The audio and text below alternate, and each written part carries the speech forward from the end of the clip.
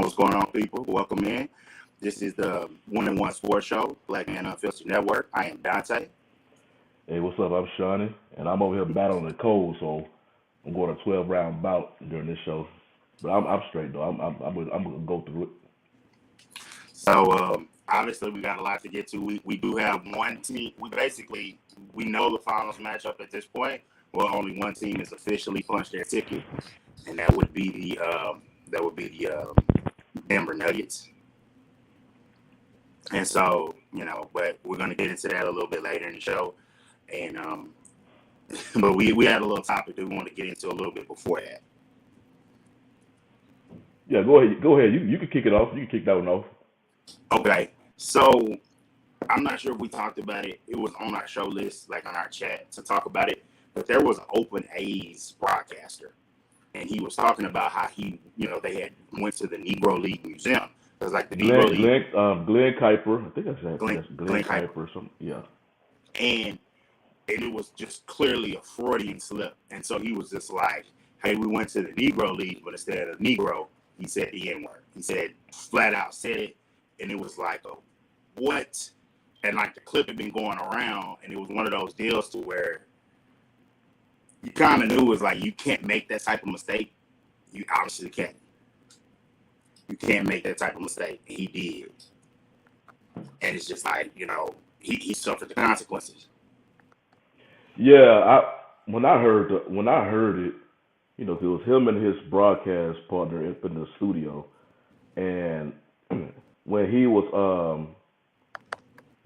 talking to the people, he mentioned that the way it sounded like he was trying to say Negro League Museum, and because he mentioned he said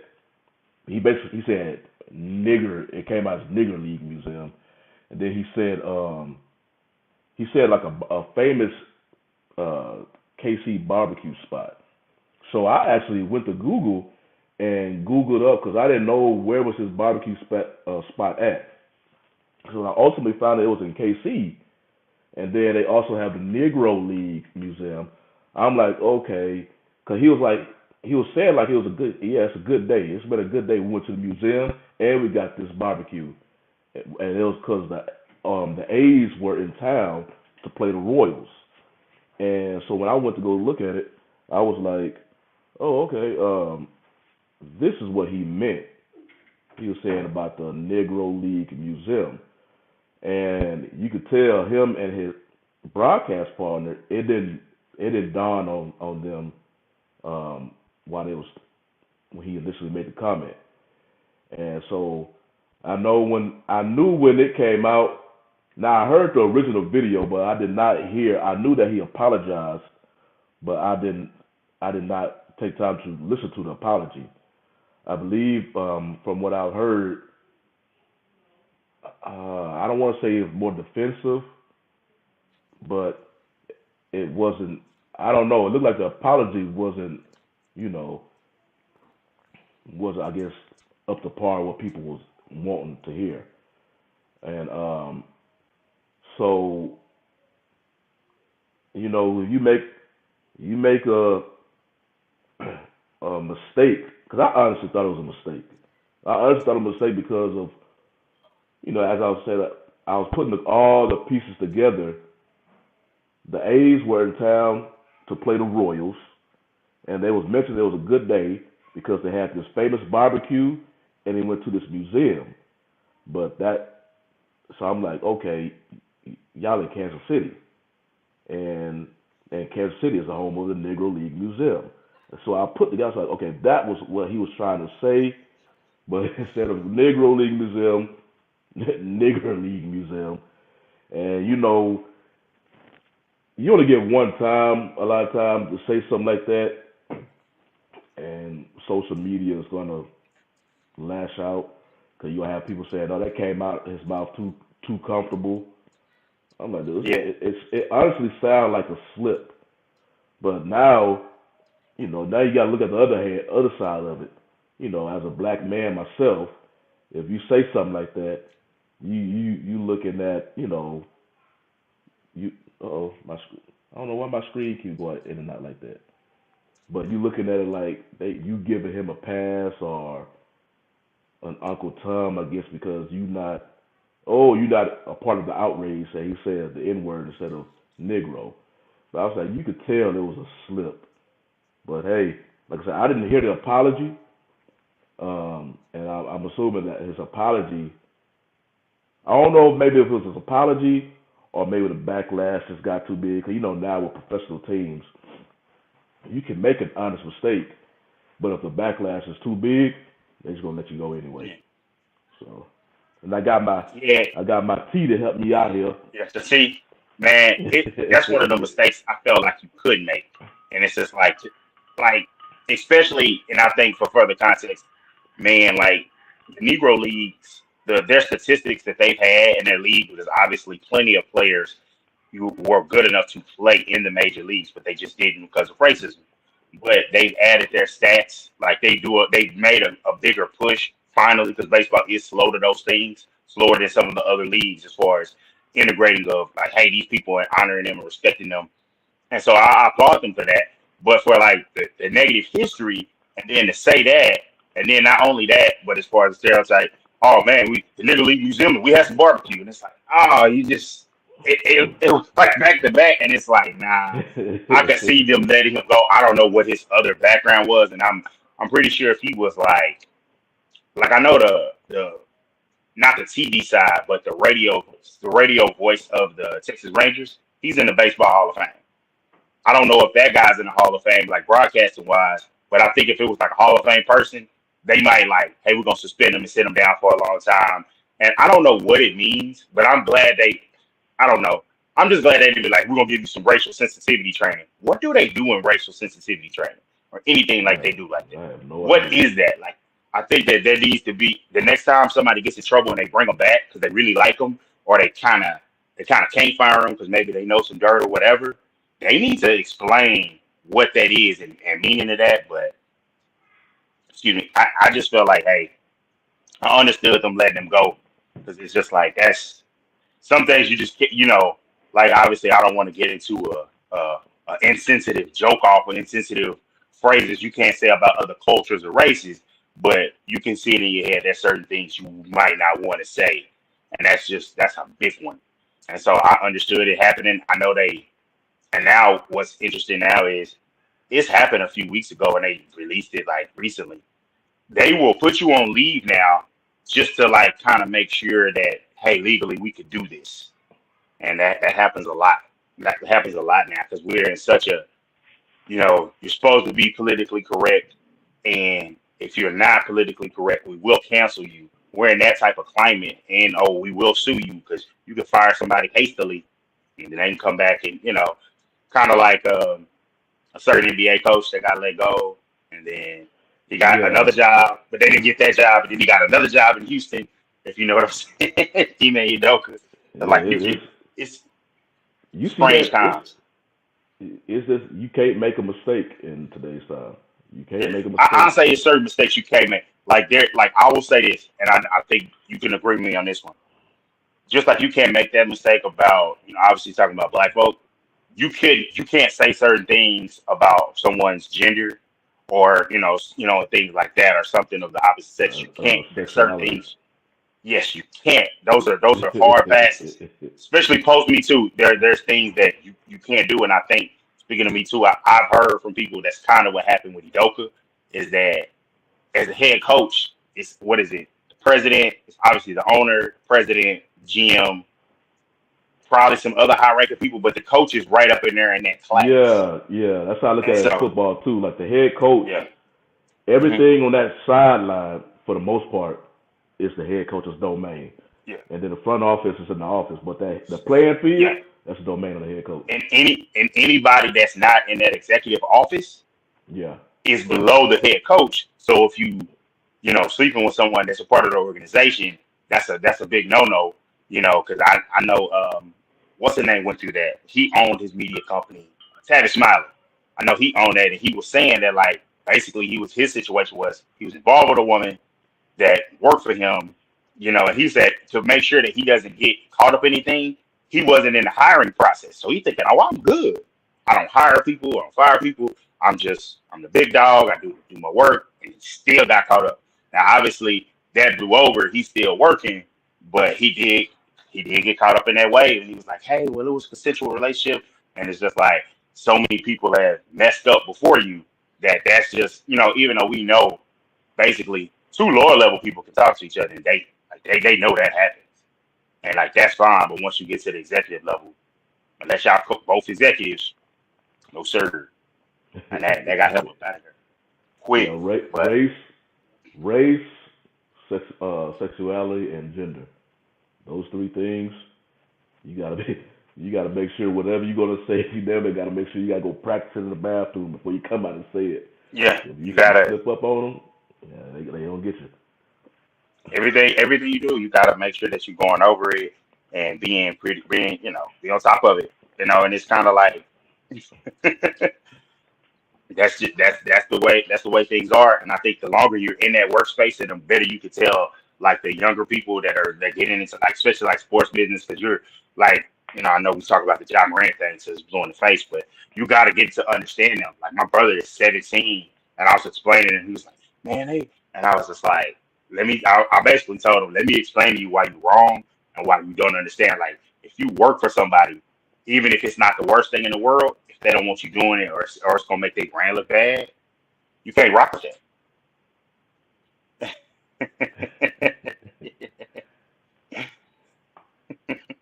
Man, look, you can't say you can't. It's Uh, you got to be real, like straight down that's the a whole line. yeah. And That's a whole nother. Oh, I ain't gonna talk about no booty, dude. man, That's a whole nother. you gotta, Man, you that's a gonna whole you nother gonna get world. us counsel. You gonna get us counsel. But I guess I can lead into it. Obviously, I didn't want to be one of them type of fans because I know like I didn't get to see Blackman not only got on me in the chat, he got on me before we started the show, joking with me about he said the LeBron thing, and I had to make it clear. I was like, look, I root for the team first and not him. Like, and I'll say it quickly. If y'all remember, they had the Kobe and LeBron puppet thing. That was the point at which I kind of got into it, and as they were doing it, I was like, man, I kind of like LeBron since he came out of high school, and I thought he was an interesting prospect until he came into a star player. I was like, kind of at that point, I started to try to get off of the whole not caring for him and whatever, and I got over to comparing him and Kobe's legacy because that's my favorite Laker of all time. I kind of got off of that. So when he came, I was happy because he bringing us out of 6 years of terribleness, and so to see him come and have some success and have it go up and down, fine with that. But obviously getting swept, still a sour taste in your mouth. That just getting swept. But seeing that it was a close game each time, and it was one of those deals to where you feel like if you had a little bit more, a little bit better team, you can compete it better with them. But Jamal Murray averaging 50, 40, 90. Wow. Now you see Like, now, you done fucked up, you know that, don't you? I think yeah, with Denver for the most part, and I noticed it in game one, they just some shot makers. I mean, that ball gets to swinging, and once it finds the open man, that open man will generally make the open shot. And so, yes, you have to. And I thought they was able to contain in some sort of way the best they can Jokic. Because yeah, I think Jokic probably now more than any other player in the NBA, he influenced the Nuggets offense more than anybody. So you can't stop the dude. Can make it tough on him to score, but this dude he can kill you to pass and all that. And yeah. then it'll ultimately open up lanes because he just has that length. The dude is just not athletic at all for the most part. He's so skillful and long. I mean, you saw it several times. Those shots that he hit The were just shots that he come from behind the head, and this is like that, dude. Even LeBron's like, man, you just take the hat off to him for that. But the thing about with the Nuggets, not only did their role players consistently showed up, but their two best players consistently showed up. With the Lakers, LeBron was consistently showing up in every game. but AD was not, and that was one thing that AD was. People was getting frustrated with AD because he was so inconsistent, and then you had Yeah. the role players. Really, the only one who was consistently showing up was Reeves. Russell, Reeves was Russell, Reeves man, was I don't showing know what up, that dude though. and Rui Hachimura was showing up, and Yeah, it's one of and those Rui. deals to where, it was one of those deals to where if you were focused on stopping this guy, and this guy's killing you, and you don't have a counter, the Lakers didn't have much of a counter other than Dennis Schroeder, and then it's like when they had the game where Jamal Murray had one of those Tatum games where he just He went like off. clicked in the fourth quarter. He hit everything, and it was one of those. You gotta tip your hats off. It's not one of those. It was a bad sweep, and I want to say like I hadn't felt bad. Like it wasn't like I'll say as a Laker fan, I felt the worst. The worst sweep I felt about was the '98, the Jazz, because I hated the Jazz. I hated the Jazz, and I was like, oh, we young, we coming, and I was like, I was hyped up as a little kid, and I was like, man, they just destroyed. All I remember was pick and rolls, and I was like, After that, I hated the pick and roll. Karl Malone made me hate the pick and roll. That was That the was bread and like butter. and then like that's Shaq's weakness, and it was just like they just killed us, and so that was a different feel. But this sweep here was just kind of like to put it in context, and it's one of those if you bring up all the where they came from and everything. That's why I didn't put it in none of my posts or nothing. It's like, hey, that is two things. The Nuggets were a better team, and if you notice, Shani, you say this all the time, so I'm gonna give you your credit. They played for the postseason success. Jokic was like, look, I got these two MVPs. The media, I'll say Kendrick Perkins sparked the change in the conversation. So basically, give it to Embiid. Embiid kept playing hard for it, kept going on. Embiid flamed out in the second round. Jokic is going to the finals. So it was one of those, it would have been valid. Now it's valid if he ever wins the MVP again because he at least made it to the finals. And he's not like Steve Nash. Like they were scared of the Steve Nash type of deal because his MVPs, a little asterisk bomb, if you ask me. But Jokic was focused on the postseason success. They rested guys, so they pushed to get the front seed. The rest of the West was not pushing them, so they were able to rest their guys. They had their spot solidified, and they coasted and they handled business in their other rounds. And they were able to look like a fresher team, really able to go after it. I will say one thing that I guess I don't, as the media and players, ex-players say the altitude is a big thing, but the Lakers, one thing they did to counter it, in the days they had to rest, they got to Denver on Sunday before the series started on Tuesday. They got there on Sunday, so they were acclimated to it, probably practiced in it. But you just got to tip your caps off. Like different guys that were X factors, like Michael Porter Jr. He made shots when he needed to. Michael Porter Jr. He was open. It was like it was going open. in. It was going in. And they made. I don't like the adjustment they made the first game. And Darvin M. It finally caught up to him fully about him being the first time head coach. Mike Malone outcoached him. Mike Malone popped his shit. And I respect it. Like they said, hey, D'Lo's the guy we leave open. Psyched him out. He played like crap. And it sucks because D'Lo is in the contract year, but I mean, let's be real. His last contract was pretty nice. He's not going to get a contract that nice this time, and that's just what it is. So the Lakers got decisions to make on that front. But it's like props to the Nuggets. The only thing I'll say is, as far as a fan, I'm not tripping on it because people are making a lot of jokes and stuff, and that's understandable. That's cool. But no, ain't none of y'all Nuggets fans. So it's like it's not Nuggets fans. It's just more so like, haha, your team lost. It's like none of y'all are Nuggets fans. Yeah. So it's not as the Lakers, they except game one, because they had to make a ferocious comeback to come back in that one. Yeah. But all the other games, they lost in the fourth quarter because the Nuggets players, they started making their shots. They made the LA shots. started missing, and that's why towards the last 5 minutes of the game, that clutch time, that's when the Nuggets started pulling away. Hey. But I understand what the Nuggets fan base. This was not because the Nuggets are a small media market, and so yes, you had a 2-time MVP. You play in Denver, so you play in Denver. you're not fully on the West Coast, but you're on that mountain time. Yeah, Mountain Which Time. you're already an hour behind Central and 2 hours behind New York. So you playing real late to the other time zones. So people don't watch you. The only games they really showing over there is really Lakers and Warriors, and then sprinkling some Clippers from time to time. Because the Kings are in the same boat. And They get no attention. Superstar, what they putting Dame games on. Hold on real quick, man. Hey man, you was killing it with that comment. KP, man, he said they gave us the 4-piece Wendy's Nugget special, and I don't know.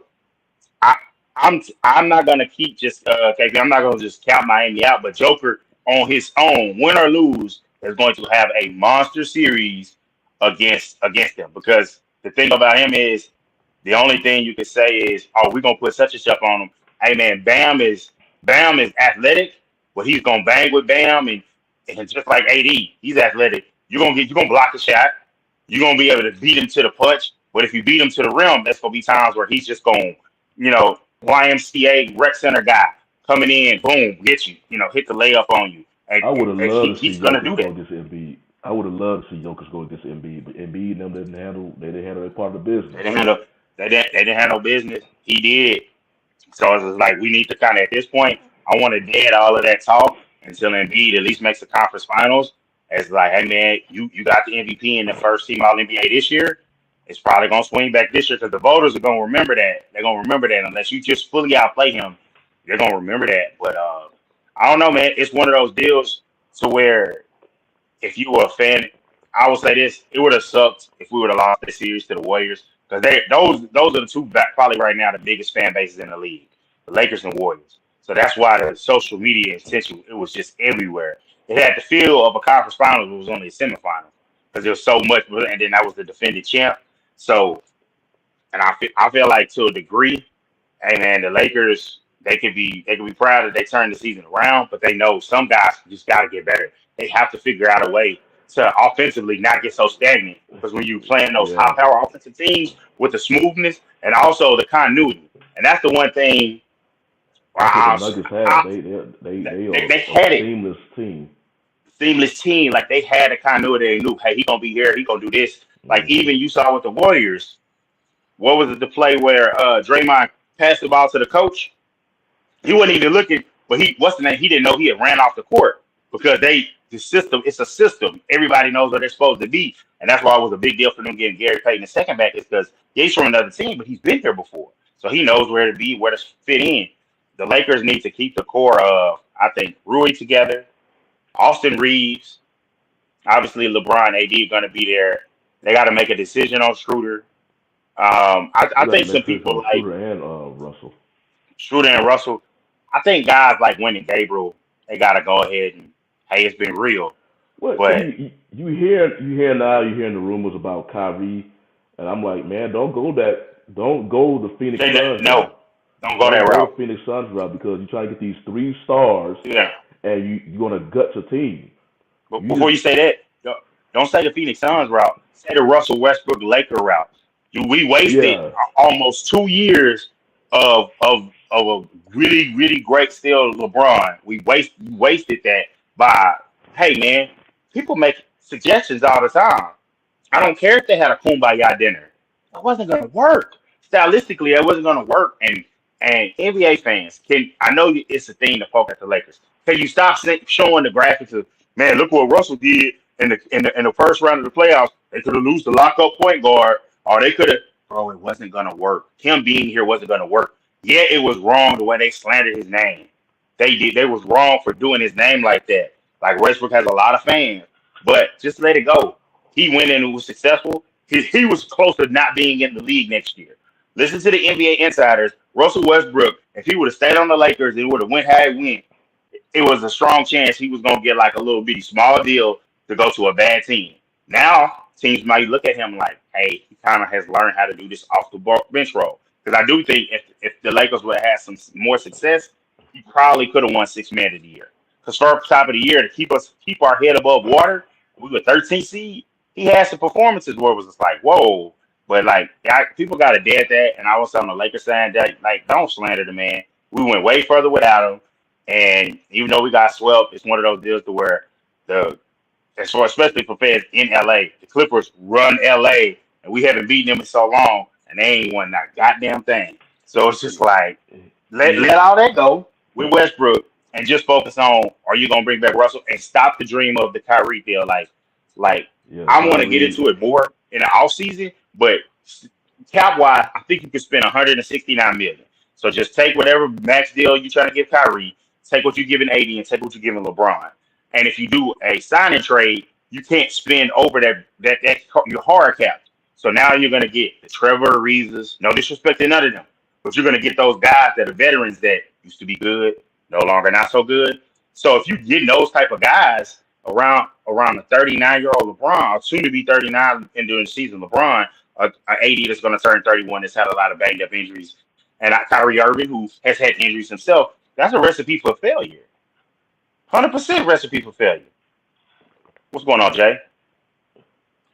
He said he's trying to get in though. But yeah, I know you got a lot to say. Go on, hop in. But just for all, because I've been hearing it. You've been hearing it, this whole Western Conference Finals, how the Nuggets fans and even Malone was just, they were getting frustrated.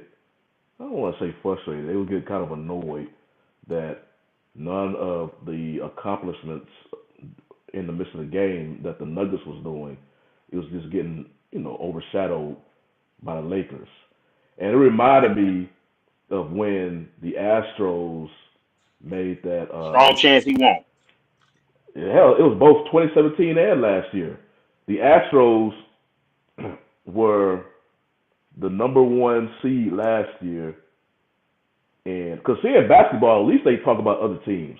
They talk about other teams that just focus a lot on the Lakers, the Warriors, the marquee, but they still talk about the rest of the league.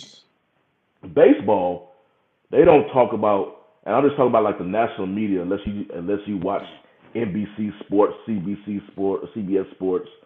But I think it's safe to say the majority of people, a lot of people watch ESPN and maybe what you hear on the radio. They don't talk about baseball at all in the more opinionated shows. The only time they talk about baseball, it's about the Yankees because it's so East Coast biased. So when the Astros was the number 1 seed last year in the AL, and they the ones who went before last year 5 consecutive ALCSs, you still only heard about the Yankees. Oh, the Yankees' favorite. And then ultimately, the Astros swept the Yankees on the way to win another ring. And this was the second, they just back-to-back World Series appearances. So I can understand the Nuggets fans where they just feel like, damn it, we've been the better team all year. All year, we've been the top of the Western Conference. And we pretty much, I don't want to say had a dominant postseason, but they look pretty damn good. I don't think they lost. I don't think they lost a home game this postseason yet. No, they hadn't. No, they hadn't lost a home game all postseason. And then you have the Lakers, and the game 1, our best player, who I think now you clearly see, and because I went with this as a Rockets fan, it felt like that the home, like when you brought it up earlier, the home base, and I don't want to say the players because I can't speak of the players, but I can hear the tenure from the home fans. They get so wrapped up in MVP talks. It's like, okay, are you putting the MVP trophy over a championship? Because, I mean, I heard reports of something that even Embiid was kind of whining about it in the past, that he didn't get MVP. I'm glad he got his MVP. That's why he was so emotional about it. I liked the scene. But if he didn't, when Embiid won the MVP, he didn't look like the MVP during the Sixers playoff run. Yeah, he missed, I believe, 2 games because of injury. He had some games, but then you can't. But then the games that's going to stick out of this year's playoffs is games 6 and 7, where he just threw away. Gotta be consistent. Jokic has been playing MVP ball since the day they stepped foot on the courts in Game 1 of postseason. Look at that first quarter of Game 1, where the man has a double-double. You can tell he's going to get a triple-double. He passed Wilt Chamberlain for the most triple-doubles in the playoffs. And I think because they are the Nuggets in the smaller market, Tell them to roll the footage of the ESPN NBA analysts and who they picked. Bro, they picked y'all. Some people was picking off a straight. I'm gonna say this because I know some of my people that might be watching that's friends with me on Facebook and stuff. I saw that a lot of y'all picked up against the Lakers every single time. And it was like, was it because you thought that they really wasn't gonna do it, or was it because you just hate it? And my thing is, I wish you can stop it. they picked against them every time. Even if and I know the Warriors fans picked against them, but it's just like, bro, the Nuggets were supposed to get the love they got. The Lakers were not. I mean, they're 7 seed for a reason. And so, yeah, they picked them, but as a fan base, you ain't never been. You never been, so you emotional. You just seen them a bunch of times, and that's the only time they beat us in the playoffs in their team's history. So yeah, they were supposed to be hyped up, and I'm not tripping on none of that. Mr. Bennett, what's going on, man? Hanging on my thread, but we still there. Come join us, brother. Listen, you can see it the way the Nuggets is playing. This is right. Me and him, and my goodness. Yeah, I got love for Mr. Bennett. You know I got respect, and I actually told him the beginning of this regular season. I'm like, I can see your team making the finals, but when when the whole team went off, bro, I'm like, yo. But I still stood by what I said. Give Jimmy Butler some help because, if we threw Damian Lillard on the Heat right now with Jimmy, that whole Celtics team would get raped. Pardon my French. Great. Oh. Tense. Colin, what's going on? I heard you say. I didn't know if you knew this. No, I'm just asking you what's going on. I get that. I don't know why you're not listening to me. No hair. Back up for a second. I just want to get clarity. Mm-hmm. You hear what you're saying out loud, bro? If that wasn't the perfect drop. Yeah, it was perfect that you put that down there. Bro. That was the perfect drop. No, it is. But I do want to get to his point about before we do talk about that. So the Nuggets have not been getting much respect this season because they've been the number one team this whole postseason for the Western side. For the East, it was Milwaukee and Celtics. You could argue, you could debate it was Celtics for a while, and then after that, the Milwaukee overtook. But I would say it was a tie between those two. But the reason why Nuggets are getting respect now because I think their last star, and they had some stars over there, but Carmelo was really the face of like having their first superstar. Now it's like Jokic is taking that completely over. And it's like they're getting the love and the support from fans that they haven't had in a long, long, long time. And I think JJ Redick said this on ESPN, and I don't like watching ESPN. I don't, or First Take. But he actually said something very freaking interesting that no one ever – listen, I'll be honest. Let's keep it real. He actually brings awareness to this. He says we got 30 teams. Why are we only talking about the foundation people who brought up the NBA, but the people who actually do make it to the quote unquote playoffs postseason? How come we don't promote those other teams? I saw that episode. Stephen A. came back with a good response because of the media. Because they it's the media. They priority is put up clicks and views. Yeah, exactly. Ratings. And like he said, like the NFL, because JJ was trying to compare it to the NFL, because they do talk about majority of the teams. They talk about all the teams. It's basically the point I was saying about the Astros and the Yankees. Like the NFL, they talk more about the teams. In the Major League, they really don't talk about no teams except the Yankees. They don't talk about no teams. The NBA is more player driven. The players are playing at the more bigger markets. Yeah. So that's why, and then not only that, you have the more historic franchises. So it's just, it's nothing to say, because the ESPN can talk about the Nuggets or hell, even the Suns more, but it don't compare. That's why you always hear them it don't compare to if the Knicks was to make a deep playoff run, because hell, they city got over 8 million people. 8 million. So that's compared to the Nuggets, but you gotta put 4 or 5 states together just to include that. So the market, and that's the NBA. They ran by the market. Look at that video. Have y'all ever seen those videos of the Knicks fans going crazy? And they just got them, the Bing Bong guys. Look at them videos and look at the passion that them dudes is bringing. Also, with it being that many people. So, you're going to get a lot of numbers. And, sometimes it is about location. But the Nets don't get no traction because they knew. And so New York is ran by the Knicks. So they don't get no ratings in New York. They don't get nothing. Clippers in the same boat. They probably get better ratings outside of them. I bet they get some attention. I know that. Yeah, that's the thing. Winning, and the thing is, how many games do you see Giannis on? Because it's star driven. That's Milwaukee. That's not a favorable market. That's similar to Green Bay, even though Green Bay has more history than them. I mean, not to say that they don't have it because they have, Lou Alcindor. Cleveland is a perfect example. History. Cleveland is a perfect example. Cleveland is a star was there, and so that's how the league is star driven. But I bet you see some Victor Wembanyama. I bet you see some Spurs games national TV. I bet you see that this year. Damn lucky Spurs got it again. Like, be careful, gentlemen. I'm not feeling. I have a very bad feeling about this. I'm just saying. 7'5", about 170 pounds, soaking wet. I got Greg. I'm not completely sold. I'm seeing Greg Odom all over again. Or who was the guy? Who was the guy who was drafted ahead of Jordan in the '85 draft? Who was that? Sam Bowie. Sam Bowie. I'm getting Sam Bowie vibes again. I'm just saying. I'm not. Everybody's in on this on this guy, and I'm just not seeing it. I see potential, but I gotta see him stay healthy. He's not the only guy like that who's balled at that kind of frame was Kevin Durant, and you see what's been happening to him towards the end of his career. What's his career? His career wasn't that long, was it? That's before my time, Mr. Bennett. If he was born in this day, he would have been a god. Ralph Sampson. His career wasn't so Ralph long. Sampson. Just the skill was he just didn't have the skills that level either. I don't know if the fact that he played with Olajuwon, he was like underutilized because they tried to go with that Twin Towers model. And I think his was injuries. He got injured.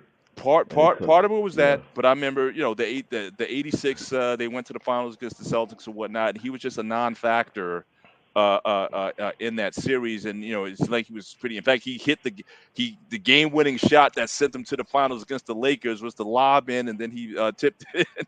Sorry, I don't mean Dante to get you upset. Yeah, we taking L's today. It's cool. Since we talk about them '80s real quick, you ever thought about it? Because Jordan was the third pick in '84, second or third, yeah. Yes, yeah, that was an amazing draft. You hear that he nobody ever talk about the first pick, or they never complained. Yeah, because it was Olajuwon. Bomani Jones said that all the time. You have the greatest player that many believe. You have the greatest player who ever many believe was drafted, but he wasn't the number one overall pick. It was Olajuwon, but because it's Olajuwon, people are like, it's cool. Because how great Olajuwon was. He just didn't get the attention that Jordan was. But keep in mind, back in the '80s, it was still a big man's league. So center again, the first two picks was Olajuwon was one, and then Sam Bowie was second. You hear people to this day talk about and critique of the Sam Bowie pick. Right. To this day, they talk about it, but they never criticized Olajuwon. They like, nah, that dude was. Well, he was Hall of Fame player, and he got two rings, so it mattered. But again, back then, the mentality then.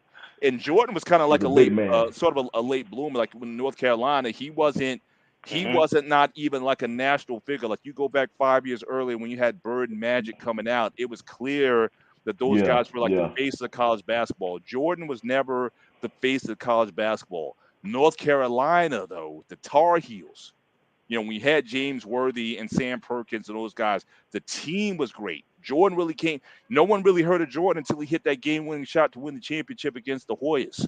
That's when he kind of got, on the map. But nobody could have expected him to be what he ultimately became. In fact, they even say to this day, the only person who could have stopped Michael Jordan was Dean Smith. That was the only man because he kept that talent in, and he wasn't allowed to be what we all seen. So I don't blame people for not picking him number one, given a center-driven league.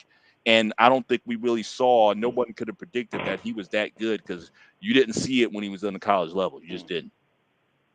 Man, I heard that so much in my life from my pops. He was just he had explained to me the full Jordan story in his eyes because Magic was his guy.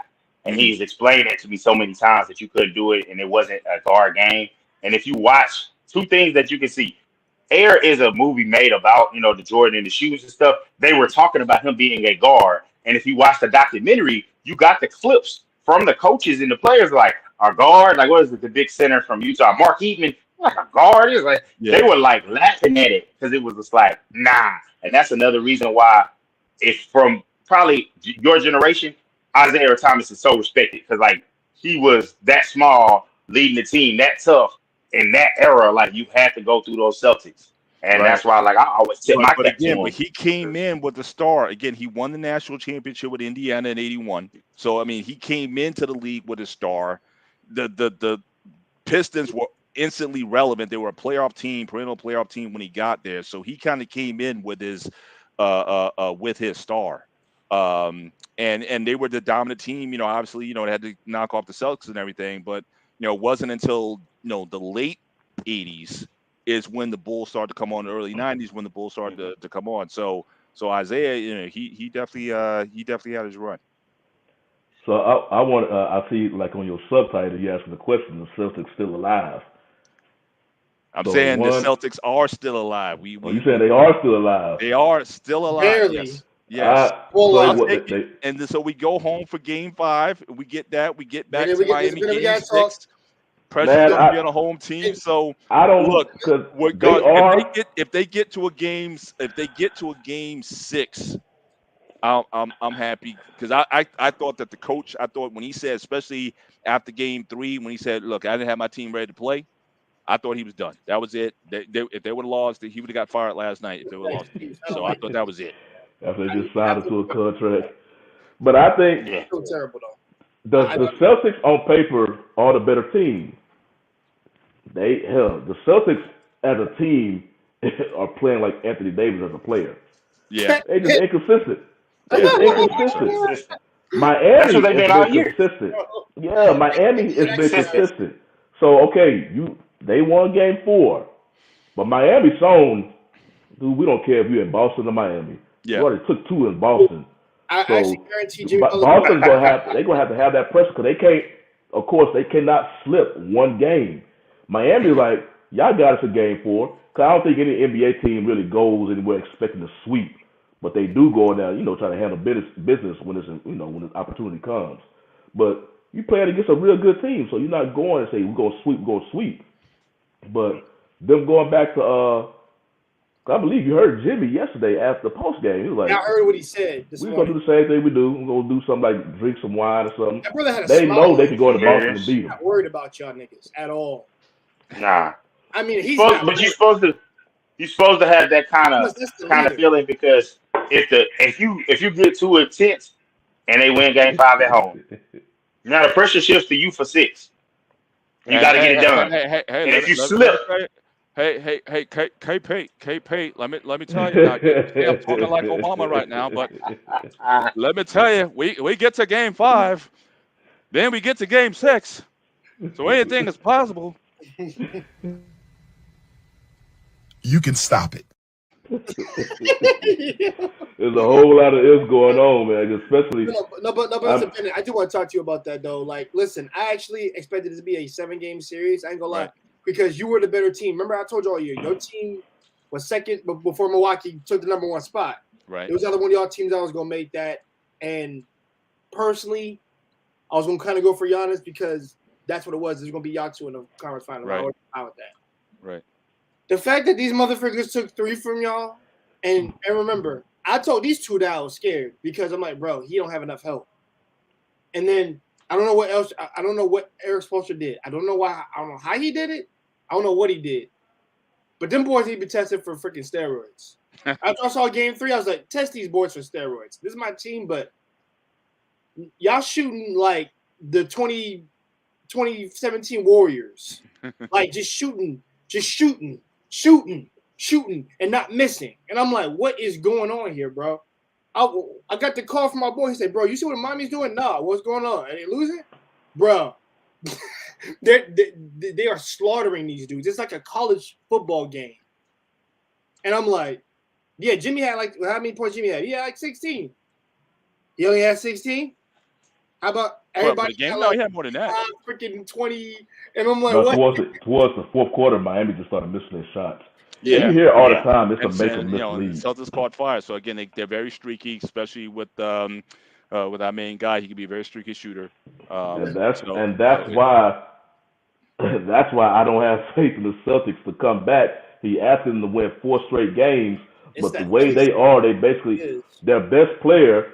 You saw when he put up 50, he went off in Game 7 versus the Sixers, and then the very next Game 1, he went back. The whole team does that. So I'm like, okay, y'all have this bad habit, right? Which is why I'm very hopeful for Game 5. I think they'll definitely. I think they can definitely get Game 5 in Boston, and then it's just about going back to Miami for Game 6, but now you switch the pressure to Miami, because I don't think, even though they got the 2 up games in Boston, I don't think they want to go back to Boston for Game 7. So then they're gonna have to, they're gonna have the ball out there. So you have to try to close it out tomorrow, and that's why I'm saying if Jimmy does what he did with the Milwaukee Bucks in that last Game 5, I don't see them losing. Plus, Bam has the second best player. He cannot have fucking 10 points. Yeah. Bam, like Jimmy got on that too. He may not have said it exclusively, but he said like, you cannot play like that. I won't allow us to play like that. You're gonna do your damn job. The thing is, they let loose of the rope, as Joe Mazzulla would have said that he did that. Because the thing is, when I saw that Game 3, you know what I thought? They're not gonna win Game 4. You wanna know why? Because you're doing too much. I would have just cooled it down, and then y'all would have won, but not exposing all your tricks. You do it at the very last game when you know the other end, then let loose. Yeah. So I will say this. I think the notable weaknesses, and I'm trying to get some speak to this. Philly exposed that weakness. It should not have. I'll be honest. It really should not have taken you 7 games to beat them, dude. Right. I'm gonna be real. It really shouldn't have. Because I looked at that. They let that Game 1 slip, and it kept going from there when they let that Game 1 slip. Because Harden is a guy that gave you a few good games. All he could give you, and then Embiid did his thing. So it's one of them. You're right. I feel you on that one. To win tomorrow. That's all you got to be. Tatum has to be consistent. Hold on real quick. I'm going to address two comments in the chat. So KP, I saw you said that Jimmy could play the 80s and 90s, and I feel like this. The greater players in any era could have played in any era, because you would have been trained and you would have been molded to that level. Like that, man. I understand it's crap on LeBron, but it's like, bro, I think he could play in any era. I think he could play in any era. I stick by it. I call you a handkerchief head Negro. I call him a.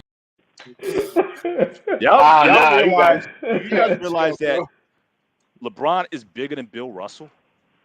Is it? What? LeBron, I didn't think of it like that. Like 6'9", 220, doing all that damage. Oh yeah. True that. Bill Russell, 6'9"? Yeah, he's 6'9". Mm-hmm. Okay, yeah. LeBron would have been a nightmare for the Niners, because he has that size.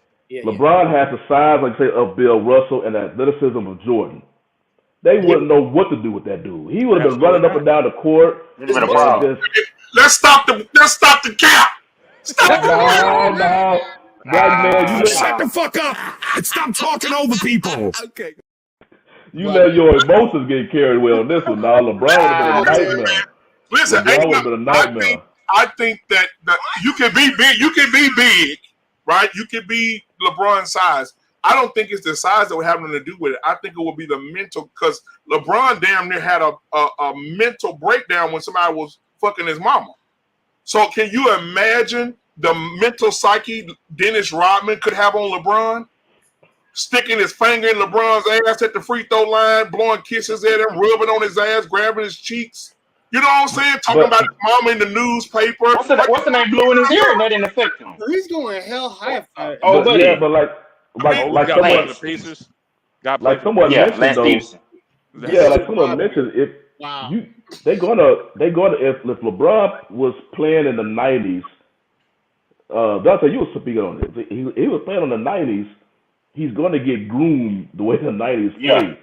So you basically, if you speaking about a great player, you basically just taking their game, and okay, that's all you can really do. You assume that their game is going to translate back to the past, and the mentality, the environment will forge your mentality. The way LeBron is and the other players now, that's what the NBA is. They like soccer players. They get hit and they'll stay on the ground for a long player, like soccer players try to sell this call. They didn't really do that back then, but if you played back then, you're going to be groomed in that fashion. So you take LeBron's skill set and you play it like that, oh, hell. He will be tough, because that's why people say with Jordan, You take his skill set, they say, man, that dude will average 50 today, just the way how the game is. So that's all you can really do. But yeah, I have no doubt LeBron, because his physical skill set would have. They thought Shaq coming in was dominant, and nobody had no answer for him because of his size. LeBron would have been doing the same thing because he's just too big and fast for them boys. But think about this though, Shawnee. Think about this, my brother. Think about LeBron being that big guy, being aggressive, but he don't have that killer mentality. He ain't never had that. Let's just be real. When Jordan got punched in the mouth, elbowed in the mouth, bleeding out the mouth, and Jordan still played. And I saw some other day that was talking to what's the guys that used to play with him? That one that got kicked out of the Knicks arena. Oakley. Yeah, Oakley was saying the same thing. Like, man, we had plays to kill this man. Like, literally bust him up, beat him down, elbow him, get little sneaky punches. He said this motherfucker just kept coming. He wouldn't stop. He would be bleeding, shooting threes, dunking on their ass. Like, it was just a different mentality, bro. Even right now, Kobe in this era with LeBron, Kobe had that thing. My finger broke, so what? Pop that bitch back in place. I'm going back to play. LeBron will sit out 3 weeks with turf toe. It's just a difference of mentality. LeBron wasn't getting, until he got older, LeBron was really getting very injured. durable up to this time. Yeah. He didn't do that load management stuff either. That San Antonio brought that load management stuff in. Yeah. San Antonio. I'll say this. There's a player I would have liked to see play today's game because he could shoot. I would like to see Bird play today because he could shoot. And then you could, instead of taking that 2 threes a game, man, go ahead and take 6, bro. Don't take 6. Athletically, I don't know if he, athletically, he was never the fastest. Never, he played in the team defense and whatnot. So I don't know athletically if he can keep up with these guys. That'd be my only. And I'm a Bird fan. I mean, that's my favorite player of all time is Larry Bird. But I don't know if physical. I get killed when people talk about Bird, and I be like, bro, I clearly put like don't try to put him still as the best small forward, bro. Like, stop acting like LeBron did play small forward. Look, I had the Bird LeBron debate like around 2008, 2009, 2010 when it started to kind of percolate a little bit. I would pick Bird. I used to still pick Bird over LeBron, especially like in the fourth quarter, because when LeBron still had that, can he close a game? Bird was the guys like, give me the ball and get out the way in the fourth quarter. I'm taking the last shot of this game. That was just his swag. So on that level alone, plus he was a better free throw shooter, better 3-point shooter, and a better 90% free throw shooter. So those reasons I was always taking. But now I don't know if I could. I don't know if I can give him that edge right now. I can't. One player I believe who would have been successful in this generation of basketball is Reggie Miller, because the way he moved without the ball. You put him with the Warriors. Oh man, you can imagine. He just be running around. I'm like, man, forget that. Triple threat. It'd be just like Steph. But no, it'd be more like Clay. He would. Steph is just a monster with hands. Yeah. Because people don't realize they don't give Reggie enough credit. I saw that 7-game series against the Bulls, and he was work. He made them work. They made them work for that finals appearance. I mean, it was like when he hit that one jumper, he was jumping around. I was like, bro. Yeah. And you could tell, like, George was like, damn, I hate guarding him. Because it's like he was a thin, wiry guy, and it's just like, damn, I hate guarding him. And you right, that's a good one. Constant movement. He never stopped movement. And that's what makes Curry so special.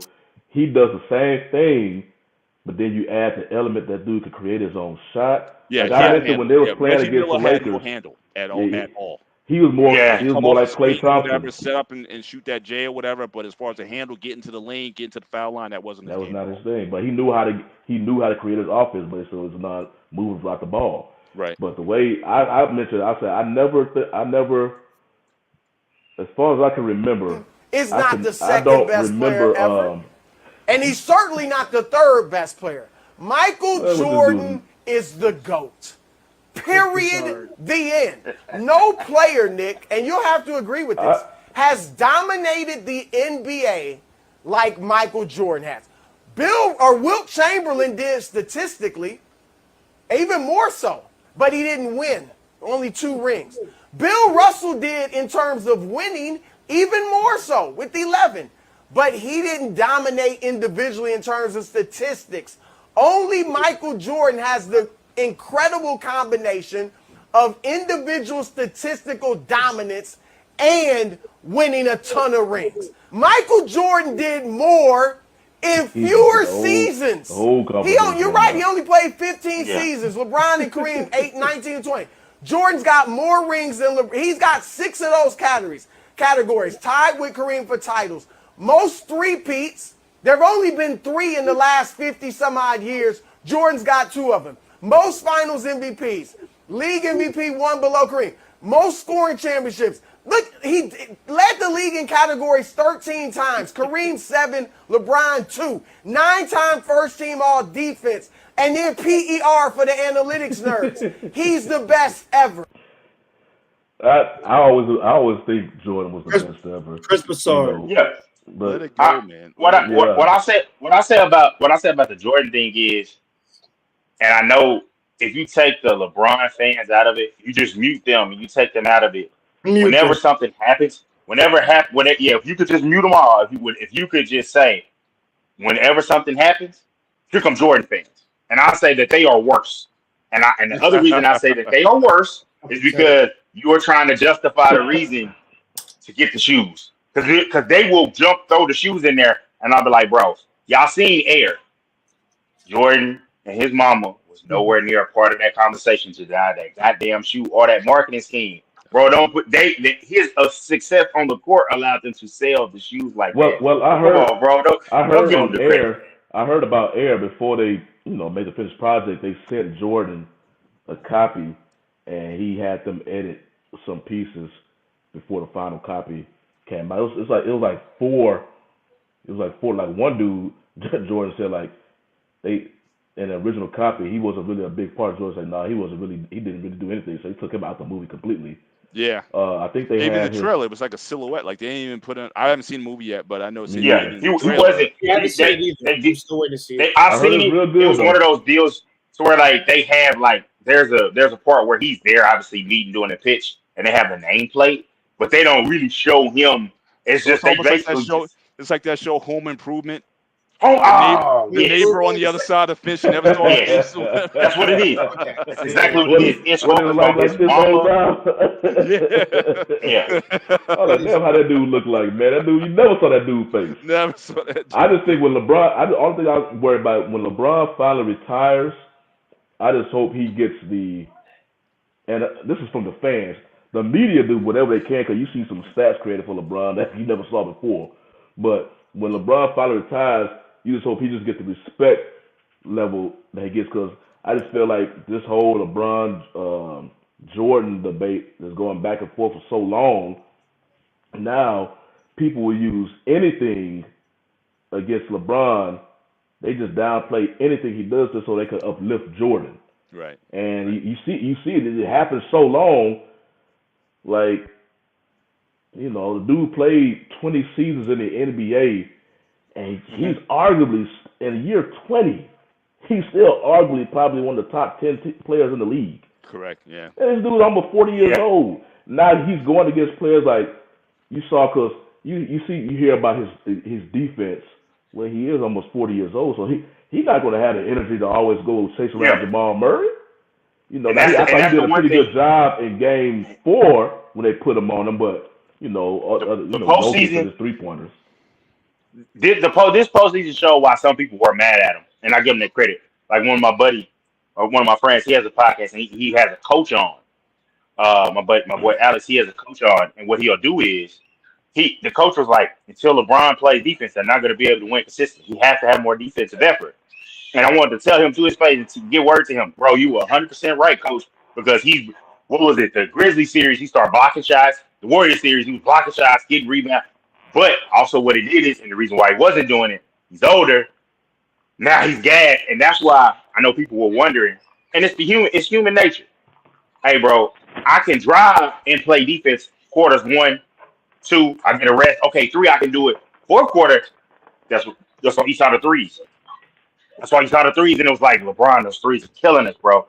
But also, I've heard, if you follow players, when their free throw percentage and 3-point percentage start to drop, that's how you can tell physically they are losing it. And you can see it sometimes he's losing it, but for the most part, he can still get it done.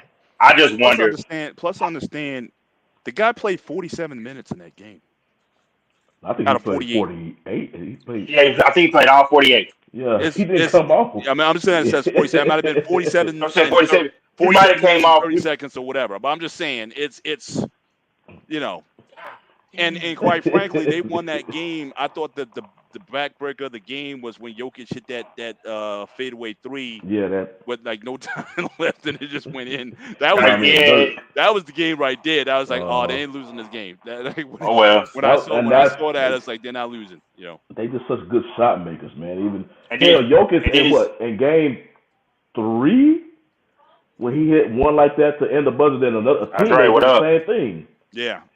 I just thought that that game. I thought Lakers came out mean. They emptied the tank. They said, look, I'm gonna come out swinging or whatever.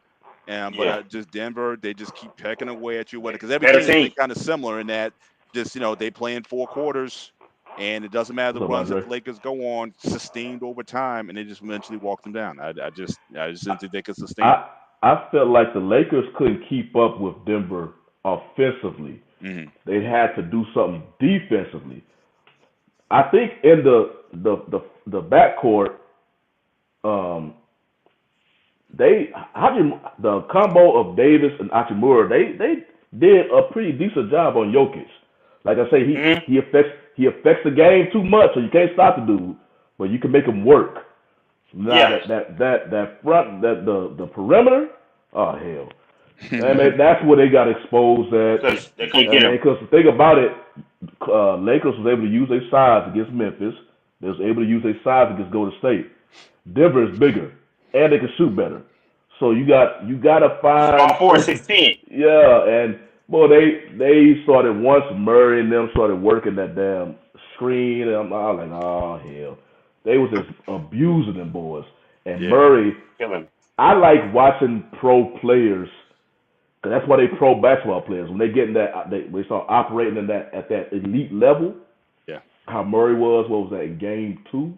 Oh, he went unconscious. Fourth quarter, 5 for 5 from 3. He you could tell because that's you like. Damn, that is why they are pro basketball players. Because once the boys go off, more impressive? What do you think was more impressive? His performance in that fourth quarter, or Tatum's performance in that game 7 against Philly? Just in terms of just being on. I'm not Tatum, but they already had that game well. Right.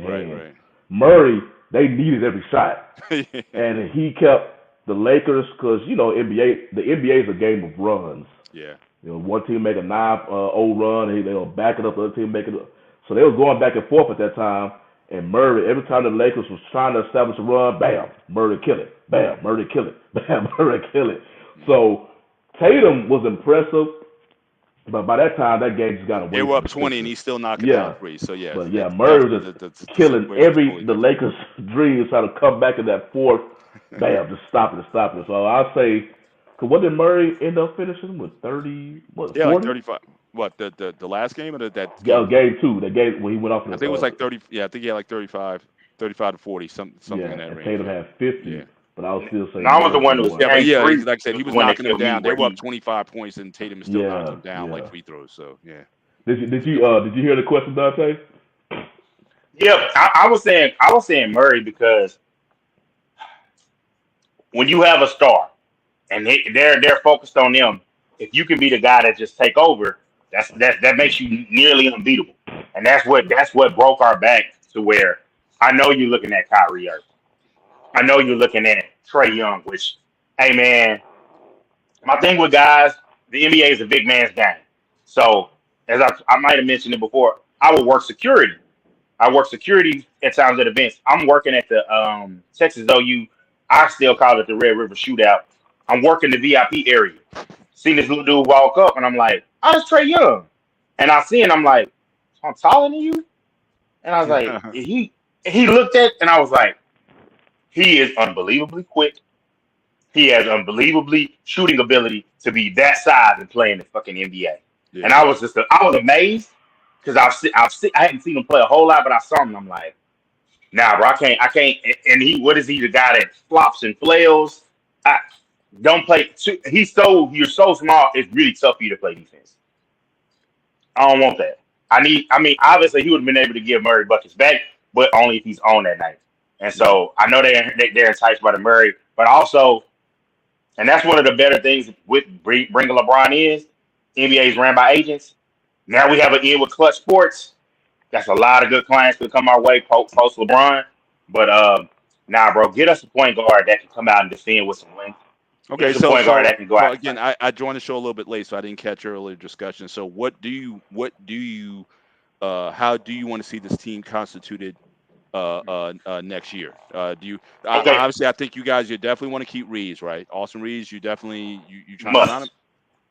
What? That's a must. That's a must bring. That's back a must. Okay, I think you said bust. Okay. So no. Okay, so Austin Reeves, you definitely keeping him. So really, Kyrie's been mentioned, as you said. A man from Atlanta's been mentioned. So again, so what? How do you see this in your crystal ball? How do you see this playing out? A team that was put together post trade deadline that had until the conference finals had the best record in the NBA post trade deadline. You have to bring back Rui. You have to bring back Reeves. They are restricted free agents, so you can match whatever deal they get. Right. So they need to take I need to see their mid-level exception. I need to figure out if they're going to take that mid-level exception, give some of that to Dennis Schroeder, who is a damn good backup point guard, something we've known for like years in the NBA. Not starter, not so much. He'll defend at a good level. He's pesky. I'd like him as coming off the bench. So if you can keep him, you can. But try to find more shooting.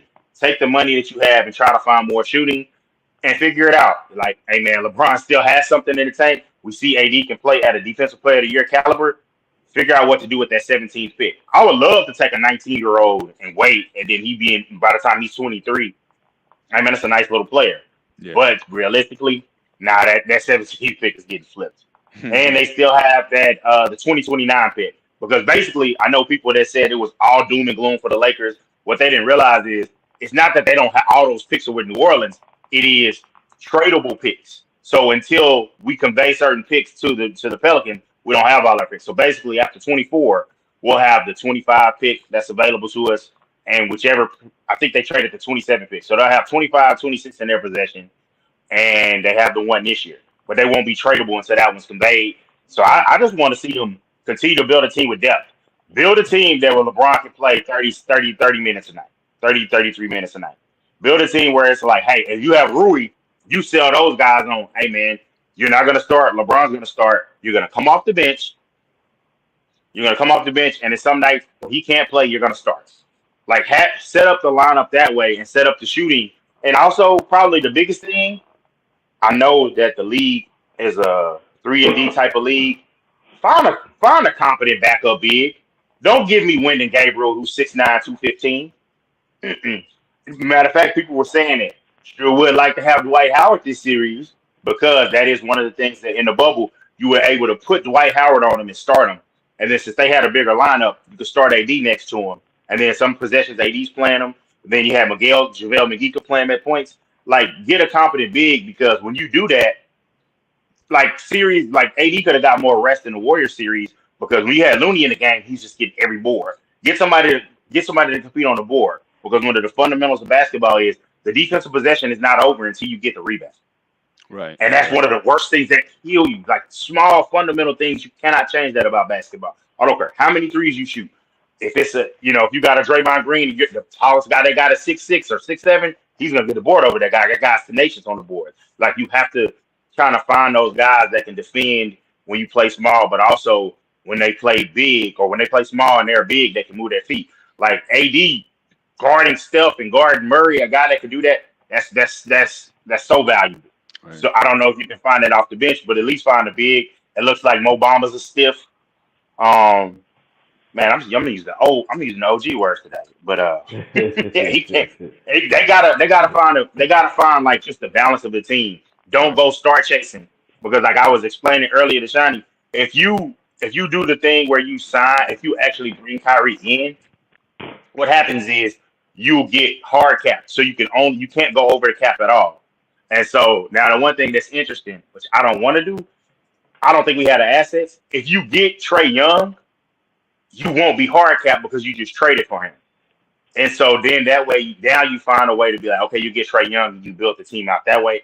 I just don't see it. I know LeBron is like, hey, I'm at the end. I need another. You need, somebody to help, spell you when you need games off. But it's just like, nah, just do it with depth. And D'Angelo Russell, before the postseason started, I was like, because you don't get anything back if he walks out the door. Right. I was like, bring him back. And now I'm like, nah, we'll find a way to get something else. Appreciate the redemption story. I'm glad you're more mature, but I don't know if you fit with this. Unless he can find a way to be like, hey, you're going to run the show sometimes, but also there's going to be some times where you're in the corner. Now you're going to have to sit in the corner. You have to make those threes. You have to get the ball, move it, swing it. But man, his ability to like get to the rim and also at times shoot, it's enticing. But man, defensively, hey man, he was I don't know if y'all are in the plus minus. At one point he was a minus like 62. You talking about Russell? He's killing us. Like he couldn't play him, and then Ham played him too much, and that's the biggest thing from the offseason. Liability on defense. Darvin Ham with getting like the biggest thing in amongst Lakers. If you listen to Lakers Nation, is what I listen to a lot, or any Lakers fan calling timeouts. Darvin Ham would do the Phil Jackson thing. Bro, you're not Phil Jackson. Call that timeout. It's up to a 6-1 lead. Stop that momentum, bro. Stop. He got better at it during this postseason, and the regular season is a different animal than postseason.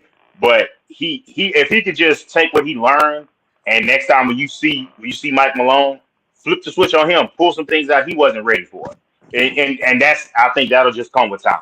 And now I'm confident with seeing the Ram though as the coach to lead this team going forward. You're comfortable with him as going forward?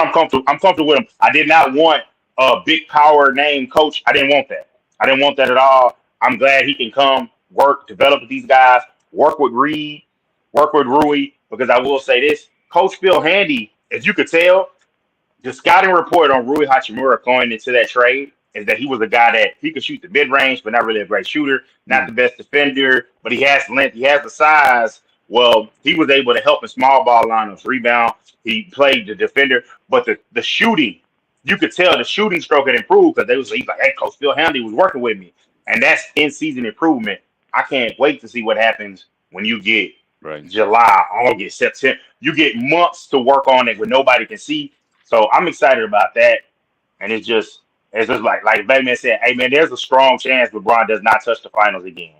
But seeing them play with a team that was made together at the deadline and put the grown together, imagine what that team does with a training camp.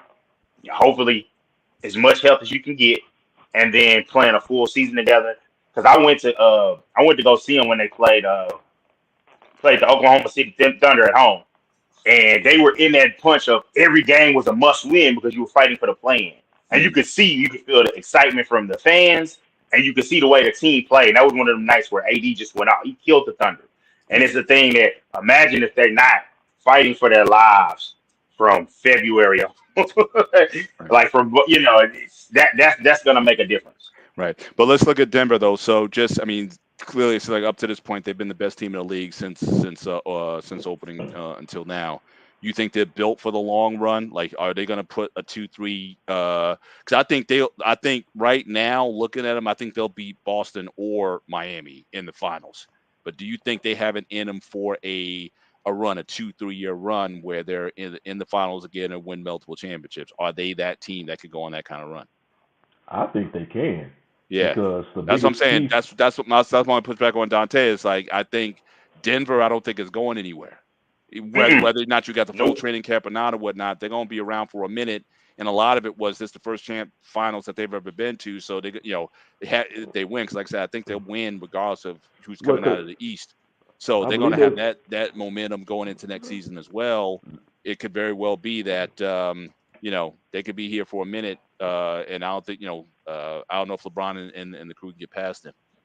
Yeah, I don't know if we can because he's dominant. Murray is When Jokic won those 2 MVPs, Murray was out. And the interesting thing about it was when I guess Murray hurt himself. He torn his ACL out that first year. Then he was recuperating that second year, and they were saying the people in Denver started questioning Murray. Like, hey man, you not putting in the work. You know how they, because he, this dude trying to get himself right so he could be back to the Murray that y'all was seeing in the bubble. And and obviously he made the right decision not to rush back. But with the healthy Jokic and Murray, basically they need to, because right now they're in that, I believe they're in that sweet spot. They have two legitimate stars and they have a hellified bench. I know you can't keep everybody on the bench on your squad, but they should do their best. I thought them bringing over KCP was huge. I said that in the offseason. KCP was a big pickup because they struggle at defense. 3-and-D, that's what he is, and he'll have those times where he gets hot, hits a couple threes. He's going to defend. Like, now he's not locked down, but he's going to be somebody that makes it tough on them. Because sometimes all you can do is make a guy work. Like, I wish I had somebody that could make Murray work a little bit more, or at least two guys. Because does Murray score 5 or 6 points less if Schroeder's pested him coming off the bench, but also starting? I got a guard that's up there giving him left, getting in his face. And then we couldn't. There were times where literally Murray was able, Porter Jr. was able to just hit threes because, bro, you got Austin Reeves on him, bro. He's clear. Like I said, they were saying under the progress. He can't affect this shot. And Porter Jr.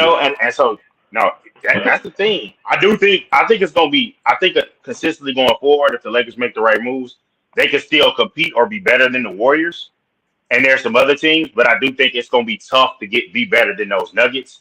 They're going to have to get AD to play better ball, and they're going to have to play better defensively. So he's not. My thing is, you can't have it all. If you want him more offensively, you put less on his plate defensively. And I do think that if you do that, and that's a trade-off, you're not going to always be able to peak offense, peak defense. Even the greats couldn't do it. Like I heard there was a podcast they were talking about Luka Doncic, and they were saying, joking about him being out of shape. And he was like, fans would be like, he played 37 minutes. How is he not in shape? And they were like, you can hide. They was like, there's ways you can do it. Like, you can hide and do it. And I was just like, wow, that's a hell of a point. I think Phoenix is in a good position, but they have to build their depth. And that's the thing that makes the Nuggets so dangerous, because they have depth. They got Jeff Green. A lot of teams in the NBA have 2 stars, but they don't have depth. A lot of times they sacrifice depth for one of them stars. But what makes Denver is they're so potent right now. They have 2 stars and a potent bench. So I think Phoenix is on the road to that with the addition of KD. It just depends on who they get around them. I know how they can get depth. Building that bench, sometimes I think building the bench is harder than getting a star. And that's what teams got to find out, because right now Denver is in that sweet spot. So now it remains to be seen who they're going to play in the finals. I know many believe in the Heat, but I believe they'll be a bad matchup for both of them teams. The simple fact that they have a dominant low post dude, they have a dominant perimeter shooting guy, and they do stuff better than any other team right now in the playoffs. Is making shots consistently. It's like, damn man, you try to guard this dude. I like to use that analogy when if you got like a bucket, you try to cover a hole, but then a new hole will pop up. That's exactly how it is. Was going to this Denver, because when Murray get off, you're going to try to put all your attention to stopping Murray and the perimeter. Then you got Michael Porter Jr. who's going to left open. If he's open, he's going to basically hit that 3. So it's just all over the place. And then Bruce Brown, he just gets it in where he fits in. He'll shoot a 3. He'll take it to the hole. I mean, I like his game because he's tough. So it's just like, I mean, damn. Now I do. You know what?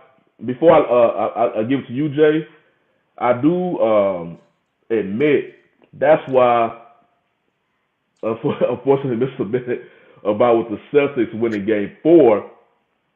Like I've been saying about how the Nuggets have been a real good shot-making team, the Heat have been also. Now, they don't have the 1-2 punch like the Nuggets do, but we won't see that until if they make it to the finals to play against the Heat. But as far as shot-making, their role, and I know the media, they done harped on it so much now, that they have all these undrafted players. They're not undrafted anymore. They are NBA players, and they have proven it. They have proven it. So, but they have the ability to consistently hit shots. Now, I will say because you can hope they win Game 5 because that'll give Tyler Hero a chance to come because of that large gap. But the only thing about it is, he's a shooter. What will, and my question to you, Jay, I just say, because I just believe, because I don't know if Boston can win 4 games, but I completely respect the fact about it's 1 game at a time. Don't worry about winning 4 games. You win the game that's on the calendar right there. So they win Game 5, Game 6, because they are technically the better team.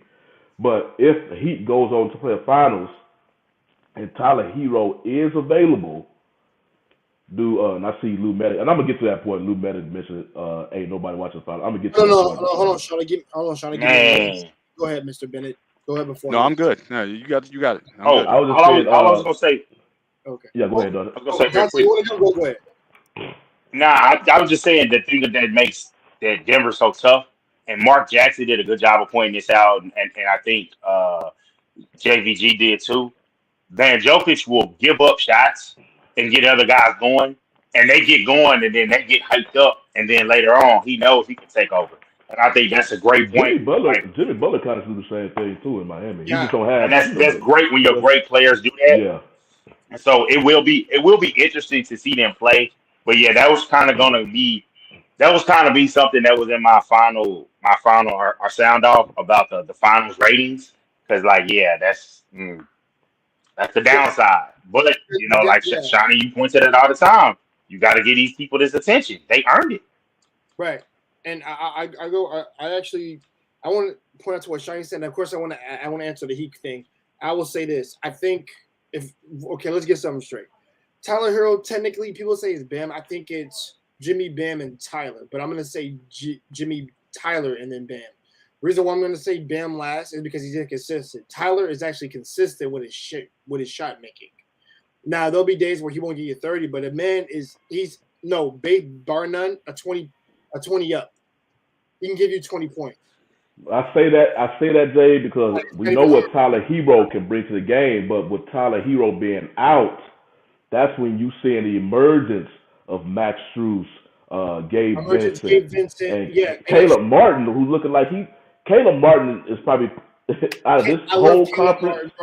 He is player number 1. He has the best game right now in these Eastern Conference Finals, even better than Jimmy. He's been consistent the whole 4 games. The whole 4 games he's been the most consistent. Jimmy's been good for like a good 2 to the third one he didn't have to go into because everybody was shooting at the point. I'll let that one go because that's fine. But the first 2, he was the player on top. After that was Bam, then it was Caleb, then Gabe, and then after that you can Bam too. But my thing is, I just think at least the intensity that I saw from these guys, I think if you added Hero to that and just have Caleb in there too, bro, they're fine. Like each one will get a shot off. Even if I personally, I do agree that we should get rid of Kyle Lowry personally. As much as good defense he's played or whatever he's done, I personally get rid of Dante. I'm sorry, bro. I'll be real. I'd get rid of that motherfucker for Dame. He's done. Yeah, he's done. That's actually a move that the Lakers were rumored to get. And there was a rumor they needed to try to make, but they were going to give it up for Taylor Horton-Tucker, who I really liked and had potential. And it would have been a wash either way, but I'm glad I didn't have another old point guard on my team. Like you can only play it at so long. Right. He hit the wall and it's over.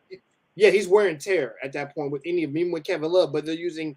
But I will say this: I'm more impressed with Eric Spoelstra using everybody to a role, because that Kevin Love just throwing football passes, like that's actually what they've been missing is a little bit of that. Because remember back in the 2012, 20.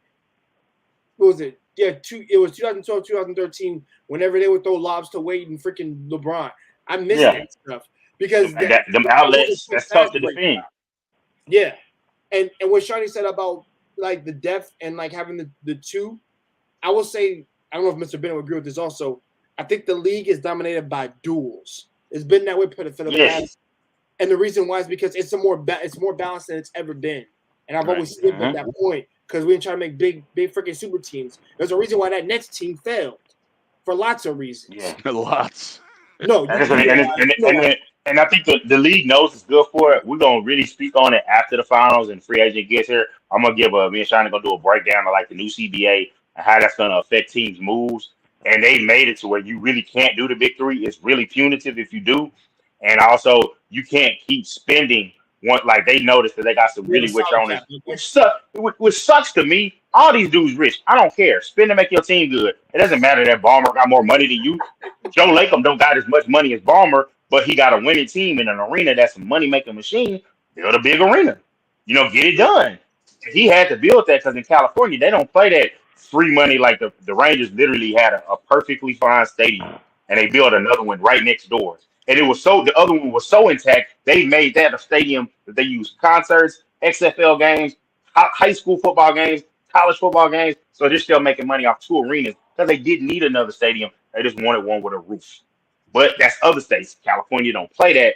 So he getting the money. I don't like making it punitive for teams that want to make their teams get better. Like, yeah, I don't like the Clippers at all, but I respect it. They're holding the Lakers accountable. Look, they just got another wing. They just got another shooting. Now, when they don't win, laugh at them. But they still making the other teams work. And I hate that. I hope that doesn't take that away. I hope the teams find a way to still improve their team, even with these new CBA stuff, man. Because, it's all about the product. I want to see owners winning. I don't want to see guys sitting up like, well, we got the stars, make money on the box office, make money when the TV deals, and then don't make smart trades and stuff. I hate that crap. Right. I think it comes to what organization talking about too. I'm not saying that it doesn't matter, but for example, Charlotte and Detroit Pistons, I don't see them having such a great. They might go through a rebuild, but that's gonna take time. And yes, they can get money out of their state, but not nearly as the big cities. I know, like we talked about earlier, like New York, freaking Lakers, and freaking Miami does give its fair amount of share in that. Because it's a big, like I said, it's a big state. Mm-hmm. So there's a lot of they can get a lot of profit from that because they profit from it being big and not something being a small place. Mm-hmm. So yeah, Charlotte's hopeless. I can't see anything. I mean, has Jordan gave up that ownership yet? Is he still selling that? He still got it? I think it's still coming. It's still coming, but they gotta get structured. They gotta get a front office and they gotta get a star. Cursed.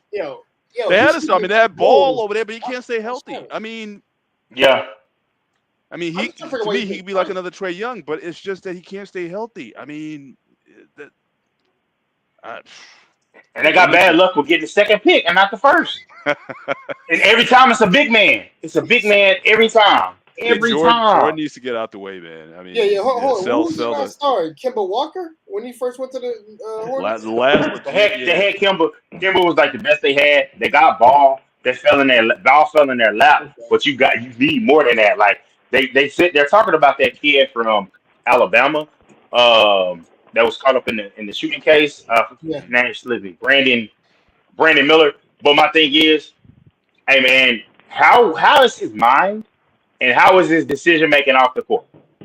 Like, because I can say, okay, this time this didn't happen. But what if they get those ex-FBI guys and look at his history and be like, hey, he got a history of just dumb choices or choices that are peculiar. And this one, and so that's the thing that worries me. Like, I had a friend, he's going to be, none of these guys are probably going to come out and be 17-10 or anything like closer, or like even Anthony Davis' first year was like at 13 or something, and then he jumped and was like 20 in this. So it's gonna at least take a year, and I don't see him being like Anthony Davis. Like I don't see a top 75 guy. Like I don't see none of these guys being that. Victor is a big question mark. The Scoot Henderson kid could be the best guy. He can't really shoot, but he can do everything else. And then it's like and there's always whatever it was, the Paul George draft. He went 10th. And it's like, dang, that guy ended up being an all-NBA type guy. He went 10th. There's going to be guys like that fall. Like, I know and then also everybody's not coming from college. Like, there's the Twins that play for Overtime Elite, I think. And it's one of those leagues that they started to get guys ready for this. There's the G League Ignite. Like, you don't see these guys, so it's weird to know and judge them. So that's why I'm like, I don't judge them too much. I just look at what the scouts say, and I look at what I like, and I'll be like, I like this guy. Same thing I do with the NFL draft. I'll look at what the scout guys say and be like, that ain't a player I think I like. Like one guy this year that I fell in love with, Anthony Richardson. Might be a complete bust, but I'll take 6'4", 240, 4'4". Give it to me. Yeah, let's try it. Let's try it. I want to try it. Just like, hey, I say that about Victor Wembanyama. If I was the number 1 pick, I'm taking that 7'4" dude that shoots threes and block shots. It could be a risk, but you gotta take it. You gotta take that risk. Just like what's the name scared me? I think they're gonna have similar careers. Chet Holmgren been the best player for a minute, and he said, what happens? You know what? Yeah, I was gonna. I saw that comment. A couple of his points. You hit something with that one because I think this is the league that what's the name? I always wanted. Don Nelson always wanted. He always wanted something like that, and the work he put in all those years has finally paid off, and we're seeing the fruits of that product. But Sonny, I know you got to run late. I know you got to run late because, hey man, the kiddos. I know. I had mine bust through the door a little bit ago, so I know we got to. She in the living room. So far, so good right now. But I was going to address that point that Lou Medical, actually his last 2 points that he made about nobody watching the finals. I think it's already a hit because Denver are going to be in the finals. So whether they play against Boston or Miami, they getting beat. They know people just don't follow Denver, so they don't have that biggest that big following.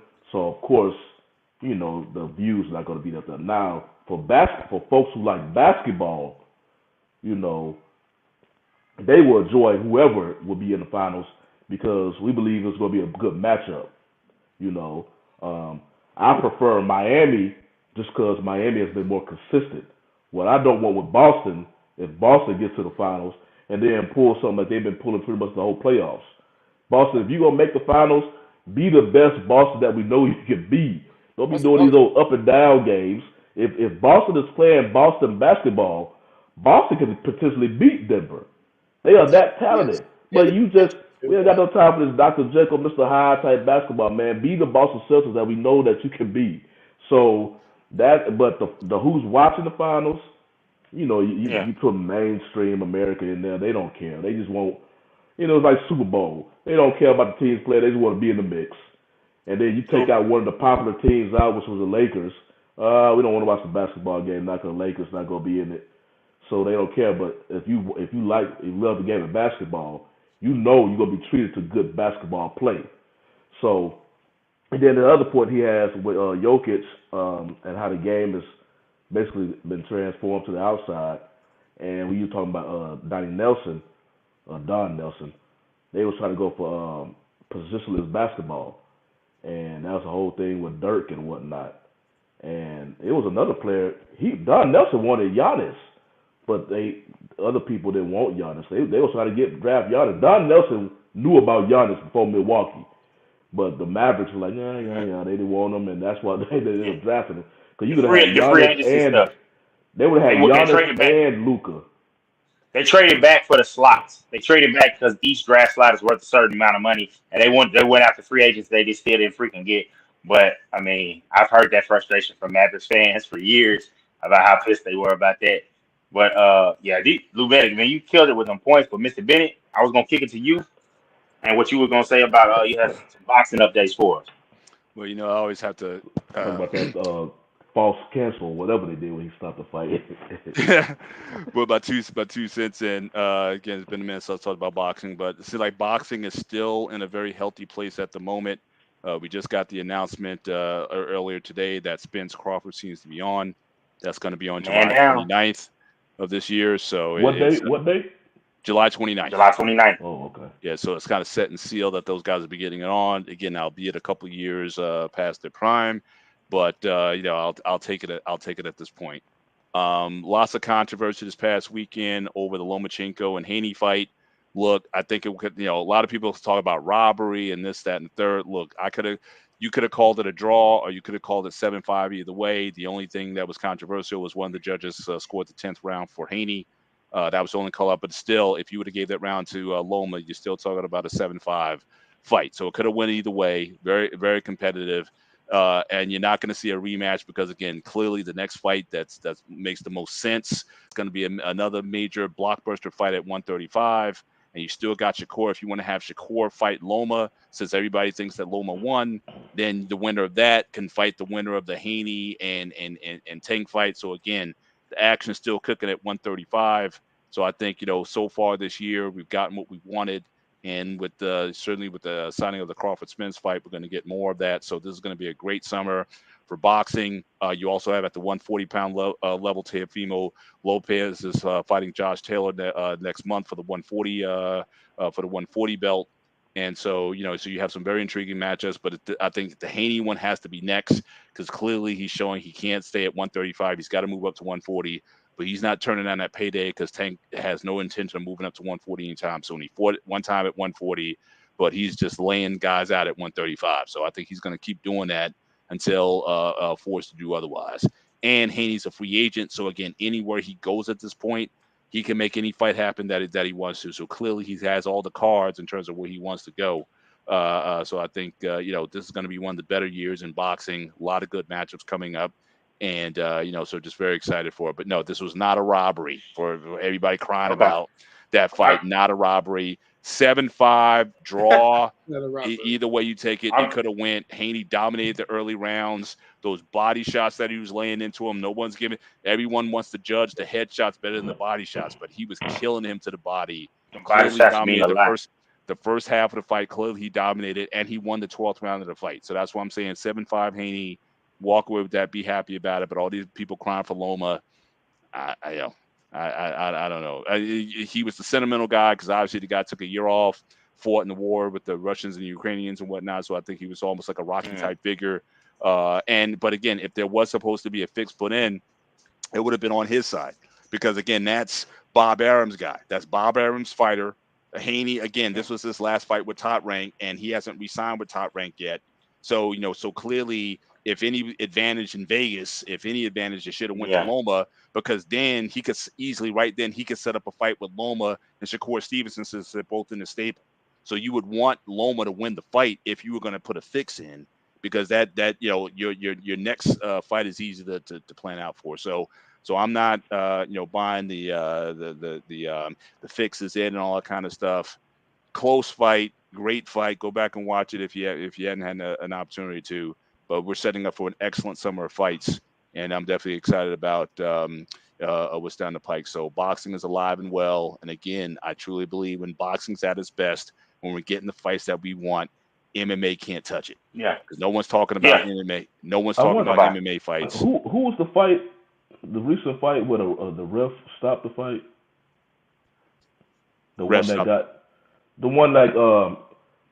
He just stopped the fight like when they. I forgot the two boxers. Oh no! So you're talking about Romero. Yeah, that was a bit. Yeah, that was a bit of a jip. He was losing to Rolly Romero. He was losing to a guy who was like 40. They said he was 40 years old, but literally this dude he was 60 years old. He knocked down Romero in the second round, and clearly Romero was losing that fight. And they certainly the guy stopped the fight early. The guy certainly was well on his way to winning the fight, and so he tried. That was sort of a sore spot for it, but I don't mind because Rolly's going to get knocked out in this next fight anyway. So that's just a matter of time because again, the guy he was fighting, he was like a replacement guy coming in. So so it wasn't what you would call like a mega fight. And clearly, Rolly is not the guy. Even with you're going to give him the victory. Clearly, everybody knows that he's not the guy. He's not the A-level fighter that Tank is, that Haney is, that Lomachenko is, that Shakur Stevenson is. He's going to be a B-level fighter. And again, if any of those guys go up to 140, they'll take him out. And I think Teofimo Lopez will definitely take him out if they fight. So that's just let him have his 5 minutes of fame right now. But again, I don't think it's a major blight on the sport. Rolly, he'll be taken care of in his due time. But again, great. But the fight before that with Tank Davis and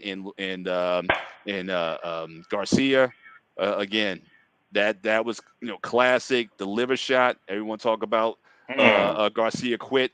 You haven't clearly you haven't taken a body shot or a liver shot because. And you could zoom in and tell when he took that shot because I was at a fight party and I was like, he quit. I was like, no, he didn't. I was like, look, even my wife was like, how did he? And she saw it and she was like, everybody cringed. It was like, oh, and it was like, yeah, he won that fight. He put him out. Not only did he take a lip shot, he took it worse because he was fully extended. So he's fully extended and he takes the shot here. So again, that's the worst time to get hit with the shot. And no, he just didn't want more of that. No, that's Tank right now. I would put Tank as pound for pound best fighter in the world right now, just based on his resume. Tyson Fury and these other guys aren't fighting. I know you got Crawford and Spence about to fight. I may revisit it after their fight, but the fact that they weren't fighting such a long time and Tank is going out, he's selling out everywhere he's at. 1.4 million buys for this last fight that he had. So again, I gotta put him as the guy to beat until someone comes and beats him, because just the quality of opposition that he's gone up against. And again, you got this line of fights. Whoever survives this next year is clearly going to be the king of boxing, the face of boxing. And as long as he keeps his stays out of trouble, no more court dates and no more speeding tickets or violations or anything like that. To keep your personal business in check. He could be the face of boxing for a long time. I see black man talking about MMA is better than boxing. I agree with Mr. Bennett. I like the way the MMA ran, but boxing, I love boxing. I love seeing it. I said it's better. You said it was better. Fight that we're still talking about from MMA 20 years ago. 30 years. Here's the problem. Let me explain why I say that. In boxing, there's only one or two different types of boxing, right? Am I right or wrong? Now, when you look under MMA, how many practices are there under MMA that even I'm saying it to be honest with but that's shrunk though. Hang on, that's shrunk. Remember, the original concept was almost like blood sport, right? You got the guy fighting like a monkey. You had the big guy. You had the guy with the leg kick and all that. I know, all those guys. It was supposed to be this competitive thing, and it boiled down to the Gracie scene. Brazilian Jiu-Jitsu beats them all, and now everybody basically fights. It doesn't matter if you're wrestling. Like Mayweather said, everybody's fighting. Put me in a cage like an animal. You want to take away my gloves? You want the thing? The original UFC was unregulated because there was no weight cut whatsoever. But the problem was, guys were fighting from a heavyweight division, fighting people in featherweight, which is kind of like completely unfair because you go overseas, they don't even do that. Let's not forget prize fighting, where we had some of the most dangerous fighters, whereby, I hate to say that, for me, anyone who comes from a multi-boxing background shouldn't be fighting professionally speaking in MMA, due to fight only for Thai boxing only, because what they practice is considered to be dangerous. Because if everybody remember this, about 2 or 3 people broke their shin in MMA. Oh, that still happens now.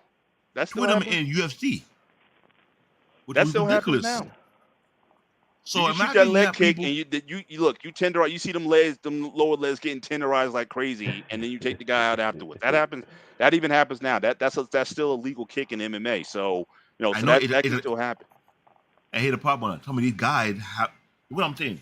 People who did karate, jiu-jitsu, Brazilian jiu-jitsu, Thai boxing. Thai boxing to me, it's like a cheat. You may think I'm wrong. JTKT know what I'm talking about. You go look up Google videos and see what these Thai boxers like to kick mostly. You imagine kicking that person's shin. Protect yourself at all times. Listen. As long as you're not going to kick, you're not kicking to the groin. You're not kicking to the groin. Look, you need to defend it.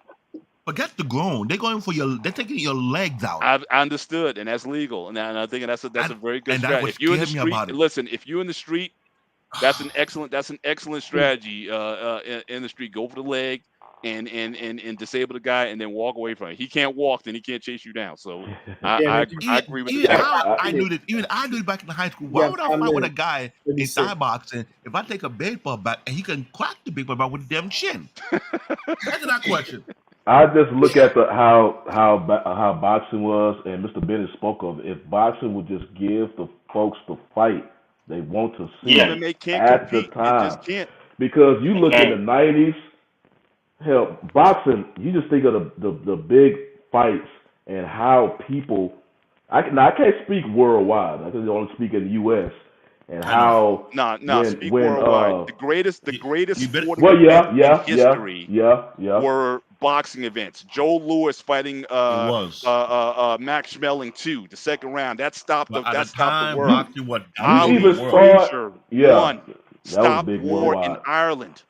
All right, they called a ceasefire in Ireland in the war just to watch the fight. Okay, pretty much they did.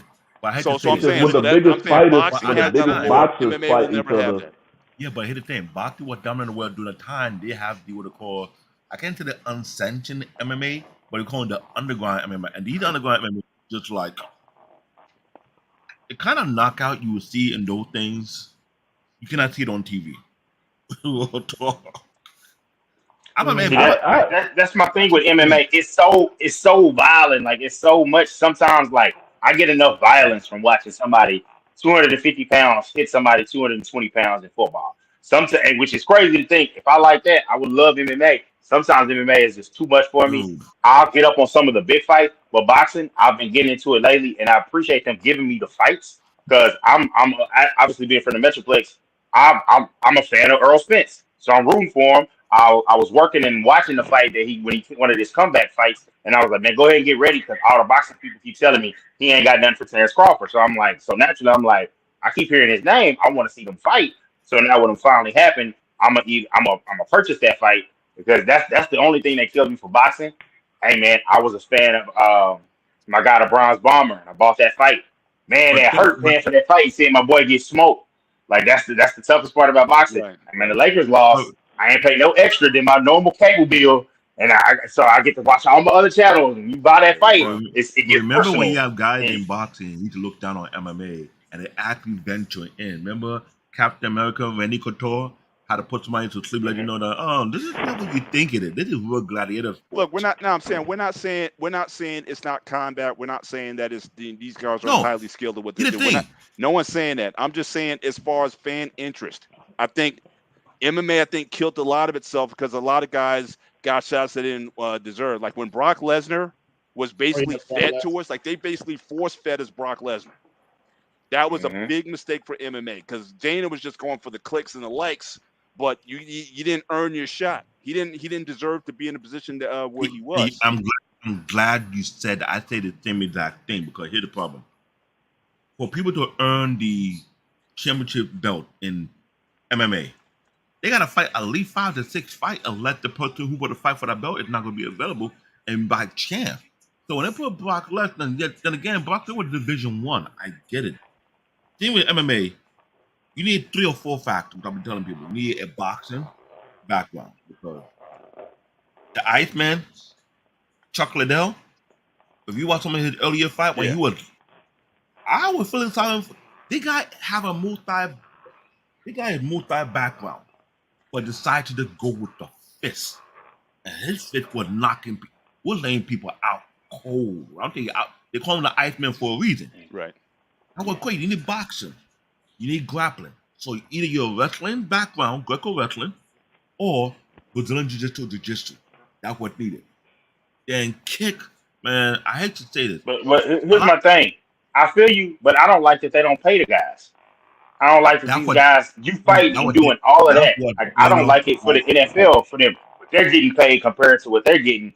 You get practice squad guys getting probably as much as them. And that's the other thing is, I respect what they've done, but I don't like Dana White. I like the business-wise, other than they're not paying him, but I don't like him in general as a person. I really don't like how he gets down, how you be popping shit. I don't like that. I'm glad you said this. The reason why you have other promotion and now stepping up and saying, we're not doing what Dana White is doing because he abused it. Remember, UFC competed with WEC until they overcame them and brought them out. Yeah, and the only thing that's going to change it is, I know football's at a place where you can't catch the NFL, but they're going to have to get some big investors and make a 10-year and make a 10-year plan. If you make a 10-year plan and get some TV contracts, eventually MMA can get it. But you're at risk of doing, and Mr. Bennett, you start paying them guys to how to compete. USFL, you got all these contracts lined up. You're getting these big players, and then next thing you know, we're not getting in the black. And you're right, but the two promotions besides UFC that are trying to pay their fighter well. They've won championship with based on a real martial art overseas. He's now doing fight here on the land as well. Right. And the other one, I forgot what the one down. My favorite dude, he signed up with them recently. I forgot what they call. That's the guy with Logan Paul also signed up under, but he haven't fought yet. Mm. And the problem with him, yes, he have a mixed martial art background as well, but he's afraid to duke with those who have been there longer than he has. Because I practice mixed. I'm not gonna lie to nobody. If you have not been doing it for a good while and go into a fight, there are guys who addicted of tearing you apart. You think you may have the hand, they know how to disable that one. When you can't box them, what can you do? They will tore you and embarrass you. God forbid you're a submission expert. I put my hand in submission a couple of times. I've seen guys who know 1,001 moves any way possible. They will tap you. Right. What? This is why I don't get into no fight in New York City, because I know who I am. I'm not going to fight you. Even if I can do this, I know if I use this, chances is I'm going to jail quicker. So what I'd rather do is make you go to sleep or disable you, which is safer for me. Because if you watch 1,001 grappling move, I get scared of what can you do to a person's body if you don't control yourself. Forget the kick part. The kick part is like, if I did Thai box, I can't be in the country. I gotta relocate. I gotta stay outside the country. Because if I kick somebody and the shit broke, they go looking for me. Oh, you know who broke the guy's leg? Heck no. That's still a safe way to get out. Again, get that lower leg, get out, and then you can just walk away from it. Anything to the head, because you can kill somebody. Look, you delete somebody. Anything to the head or whatever, you put them in that chokehold. See what happened to that guy in New York City. So MMA, I'm just saying, you think the person is dead. Anything like in the soft areas, you're risking life right there. I just want to disable you enough just to get out, just to leave the scene. And I'm the same way. I'm not trying, The leg, I would do the same thing. I would do the leg, but I'll go for the kneecaps. That's just me. Man, look, my tablet is about to die. I got like 5 minutes. So I gotta get out of here. Yes, sir. Hey, man. I came at the last minute because I appreciate you. It's been a minute, man. Absolutely. I've been around. You know what? I've been around. He should come in here for boxing talk only. Hey, now hopefully you can come in after that Spence fight and just kind of break it down, because I'm watching it from a novice perspective. Yeah. No, I'm just looking for a good time. That's a book. Well, again, I'll send you, because I know you said we got a lot of fights lined up in the summer, later this month, June, July. So we got a good crop have of him coming up. and Mandrell, aka Mr. Boxing. Oh yeah, man. I know Mandrell be on it. I gotta give him his props. He's been prognosticating. He's been picking like the last 5-6 fights. He's been dead on each one. So I got to give him his props. I need to see what Vandale is picking, and I might need to make a call to a certain city in the United States. No, I'm just playing. Don't use Mandrell to cheat the betting system. Be like, he's good though. He knows something. I gotta give. Sonny, you got anything else, bro? I'm pretty much good. I had a good time, man. I appreciate y'all fellas, man. I do. Guys too. You guys have a good one. Be safe. All right, y'all. All right. All right, y'all. Peace.